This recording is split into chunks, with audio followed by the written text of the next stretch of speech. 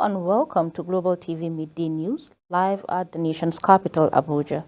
I am Fauziya Lukman. Africa Tomorrow Plus, a non-profitable organization, has stated its commitment to uplift the vulnerable in the society through skill acquisition, cultural integration, musical talent discovery, and nurturing. The organization's president, Kenneth Eze, made the remark at a World Press briefing in Abuja. Anthony Momodu completes the report.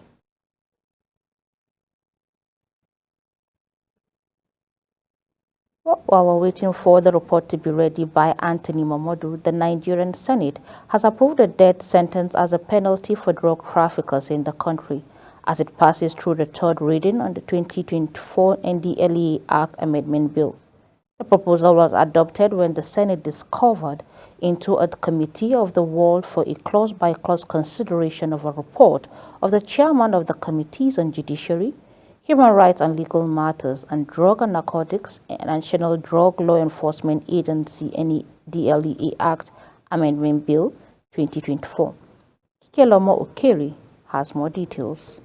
In the review of the penalty provision of the amendment bill towards strengthening the operation of the agency, a proposed amendment to the award a death sentence to the drug traffickers rather than just a life sentence was raised by Senate Chief Whip Ali Indume, which sparked debate among senators. I am surprised that the committee is recommending a softer punishment. It was a life imprisonment. In fact, we should change it to death sentence. This is practiced everywhere in this country that are serious about dealing with drugs. So when we come to take it clause by clause, please, distinguished colleagues, let's change that section 11 to read death sentence. When the matter was put to a voice vote, it appears the nay had it. However, when the question was put on a second vote, the Deputy President of the Senate ruled in favor of the ayes. It. Slight roar ensued as some lawmakers were displeased. Senator Adams Oshimole expressed his displeasure over what he considered a hasty consideration and passage of the amendment clause. We must be honest, transparent in the decision. I am accountable to my conscience and to my community. Death sentence is not a matter for a, nay or nay. Everybody should vote so that we will be counted. When it matters, those who vote for death and those who vote for punishment. No, you cannot. We take a vote. It's a fundamental issue. We are making law here. This is not a motion. I have responsibility for any law that I made while I'm in this parliament. No, we can't pass it because I don't believe that the highs have it. It's about life and death. The Deputy President of the Senate rejected an objection by Senator Oshimole to reverse the ruling, insisting that it came late, which is against the rules. I think this is fine. What you need to ask for, which is your right, is to ask for a division. And so you put to court, but you didn't do that. So you're not found a presiding officer. So I'm sorry I can't help you. The bill was subsequently read for the third time and passed by the Senate. Kikelomo Okeri, Global Television News. As earlier stated, Africa Tomorrow Plus, a non-profitable organization, has stated its commitment to uplift the vulnerable in the society through skill acquisition, cultural integration, musical talent discovery, and nurturing. The organization's president, Kenneth Eze, made the remark at a World Press briefing in Abuja. Anthony Momodu completes the report. Eze noted that the program is designed to support the federal government's policy direction towards improving the lives of vulnerable Nigerians, stating that the dire state of vulnerable children and youth in the country will be effectively supported through education, sports initiatives, and social intervention programs. In Africa tomorrow, that this child that is hungry today, if we do the right thing, that child will smile tomorrow. So we are showing actually the picture of the future of Africa that we want to see. But we all together have to do something today to be able to see the Africa tomorrow. Three major areas that we are looking at, and it's the sports in general. Now, education is the next thing very important for us, which is actually rules the world. National coordinator of the body, Tina Eze, and the United Nations and Sustainable Development Goals representative, Uzo Ifeanyi, emphasized the need for Nigerians in diaspora to give back to society in order to accelerate the development of the girl child and country at large. We Nigerians in diaspora, when we're taking out from our comfort zone, most times we just go, okay, is there a little bit back to us anyway? And I believe we're here to actually ensure that we can actually impact in the lives of children. Because trust me, these kids, they have a lot of potential and talents, and they have all this negative energy. The president just said something about sports, yeah? It is not football, but initiated as football. As you can see, all t-shirts that we're wearing, the different colors, you can see blue, you can see, yeah? So that actually represents different initiatives that which we're actually bringing into the Nigerian society. Education is key. They should also look at the issue of climate change. Recently, you are very much aware that the government banned the use of this disposable in Lagos and all. These are issues of climate change. These are issues that even in Germany, they've conquered it. So if they bring such technology down here, it will definitely help the country to also move forward in terms of achieving the sustainable development goals in the area of climate change.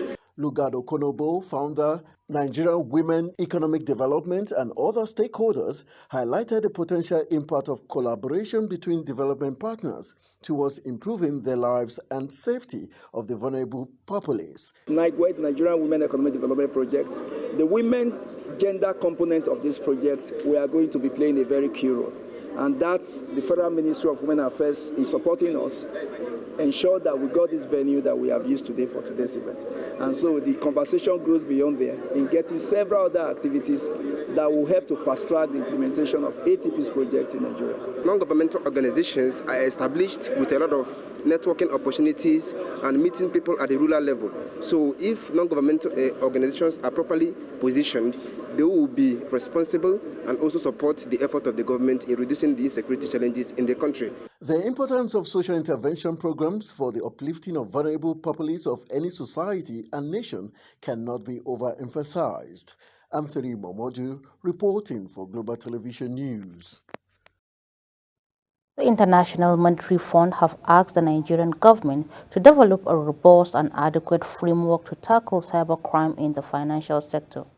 Responding to questions on the new cybercrime levy during a virtual media briefing on the release of the Nigeria's Article 4 Consultation Staff Report, IMF residents representatives of Nigeria, Christian Egbike says cybersecurity is a critical issue that should be taken very seriously because of the financial potential instability repercussions of cybersecurity issues. Recall that the Central Bank of Nigeria had on May 6th directed banks and other financial institutions to implement a 0.5% cybersecurity levy on electronic transfers. A federal high court in Abuja has granted 100 million naira bail each to a former Minister of Aviation, Hadi Siruka, his daughter and two others. They are being tried over an alleged fraud to the tune of 2.7 billion naira. According to the court, they are to provide two sureties who must have land properties in Abuja. The sureties, the court stated, must also be responsible citizens. Samuel Odi completes the story. The court also ordered the sureties to depose an affidavit of means and restricted the defendants from traveling abroad without its permission. Justice Orji ordered that the defendants should be remained in prison custody if they fail to meet their bail conditions, adding that the sureties must own landed properties within the Federal Capital Territory with valid titles. The counsel to the Economic and Financial Crimes Commission, Rotimi Jacobs, spoke on the bail condition granted by the court. One of the two cases filed against the former minister. So the first one is taken before his lordship here. So we are going to contend for the other one in another date. So, but the bail is at the discretion of the court. So it is for the court to decide whether it is adequate or not. So a counsel in his own right cannot criticize the judge whether the conditions are liberal or high or low, but I think it is fair. Yes, thank you. Well, there are other issues that were introduced, like the Nigerian Airways with Ethiopia something, which we added to it. So it was not there originally, but Nigerian Air matter is there are 2 counts on it. That's why we amended it. On condition that one of the surety must own property in Abuja and must deposit some money out or bond and all those things. So I don't think it's strenuous. It's a condition that is unfair. It's very fair to them. The trial has been set for 10th, 11th, and 20th of June 2024. Samuel Odi reporting for Global Television News. You're watching Midday News coming to you live from Nigeria's capital, Abuja. We are on StarTime channel 276. Kindly follow us on all social media platforms using @GlobalTVNG and other handles now showing on your screen. When the Midday News returns, NIN enrollment hits 107 million as multiple purpose ID card attracts payment. This and other stories continues right after this short break. Stay with us.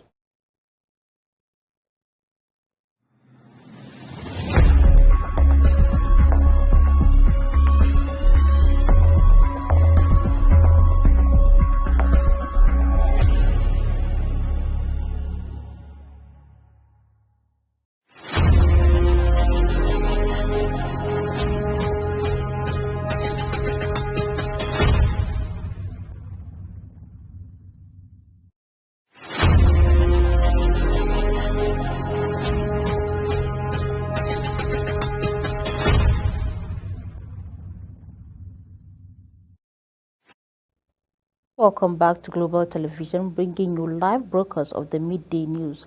Thank you for staying with us. On the foreign scene, President Joe Biden has warned Israel that the United States will stop supplying some weapons if it launches a major ground operations in Gaza city of Rafah. He added that he would continue to make sure Israel is secure, despite firm and vocal U.S. opposition. Israel appears poised to mount a large-scale invasion of Rafah. The congestion part of the southern Gaza is Hamas' last major stronghold in the territory. U.S. officials have warned that an operation in the city, where the population has swelled with refugees from other parts of Gaza, could lead to extensive civilian casualties. A top opponent of the Indian Prime Minister Narendra Modi has urged his compatriot to resist this dictatorship after the country's top court provisional released him from bail to campaign in national elections.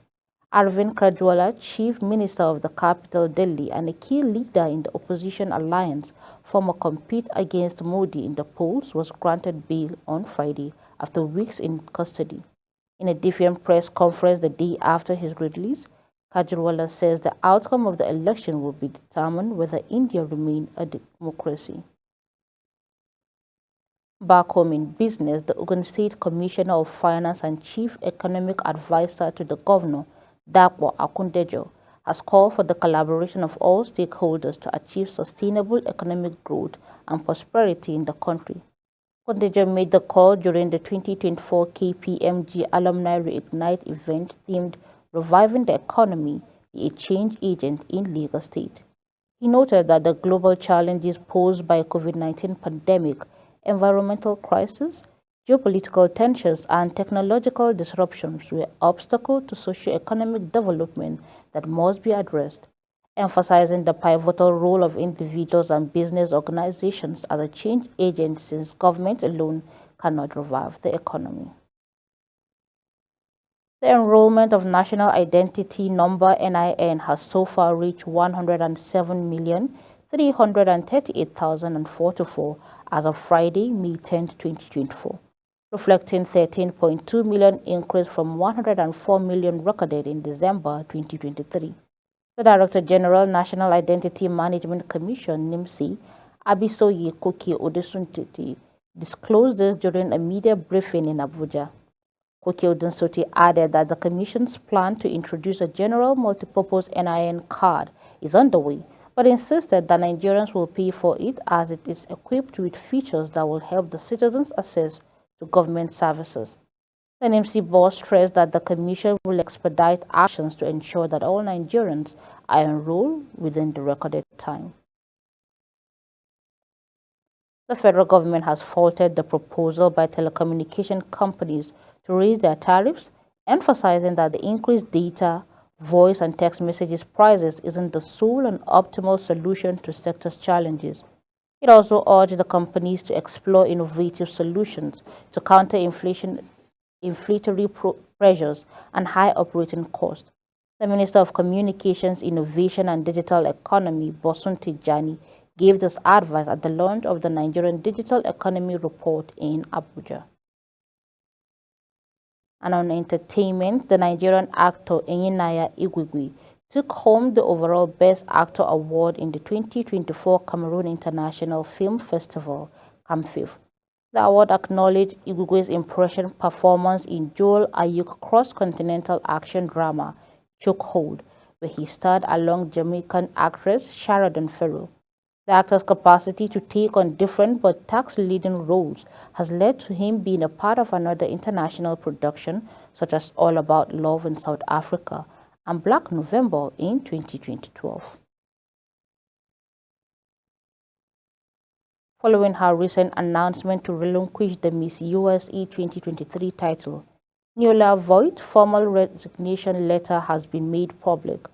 According to a letter, Voigt alleged that the pageant's CEO mishandled a sexual harassment incident and promoted a toxic work environment. She went ahead to extend her appreciation to her fans, friends and coaches, former directors and Sofia Silvestra, who would soon find herself working a similar part. Meanwhile, Silvestrova also announced her resignation in a comparable Instagram post, mirroring Voigt's decision to prioritize her well-being. And lastly, in sport, Nigeria's duo Chidera Ejike and Alhassan Yusuf came on as second-half substitute as holders Royal Antwerp surrendered their Belgian Cup title to Union Saint Galois following a 1-0 defeat in the final. Although both players are regulars of the Anthem coach Mark van Bommel, only brought them into the game in the 73rd minute after they conceded on the stroke of halftime. Union Saint Gilloise ended the 111-year wait to win the Belgian Cup as Koki Matilda's goal earned them a 1-0 victory over the holders Royal Anthem in the final in Brussels. Matilda's goal also served as revenge for Union Saint Gilloise as they took their pound of flesh off Antwerp, who beat them on the final day of the last season to win the league for the first time in 66 years. Just second twice in the final minutes to help Real Madrid fought back from the brink of elimination to reach their 6th Champions League final in 10 years with a dramatic 2-1 second-leg win over Bayern Munich. Bayern looked to be heading the final when Alphonso Davies caught in and blasted past Andre Villonen after England captain Harry Kane had found him with a superb pass. But Josel grabbed an 88-minute equalizer when he reached quickest after Bayern goalkeeper Manuel Neuer, who had been excellent up until then.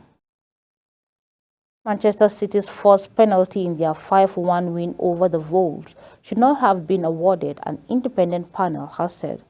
Wolves defender Ryan Antinori was penalized after colliding with City defender Josko Gravel in the area.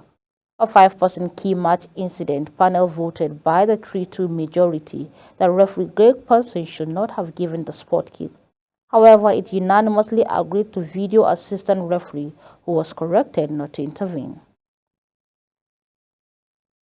And that's it on Midday News while it came to you live from the nation's capital. We are on StarTime channel 276. Kindly follow us on all social media platforms using @GlobalTVNG and other handles now showing on your screen. On behalf of the production team, I am Fauziya Lukman. Thank you for watching.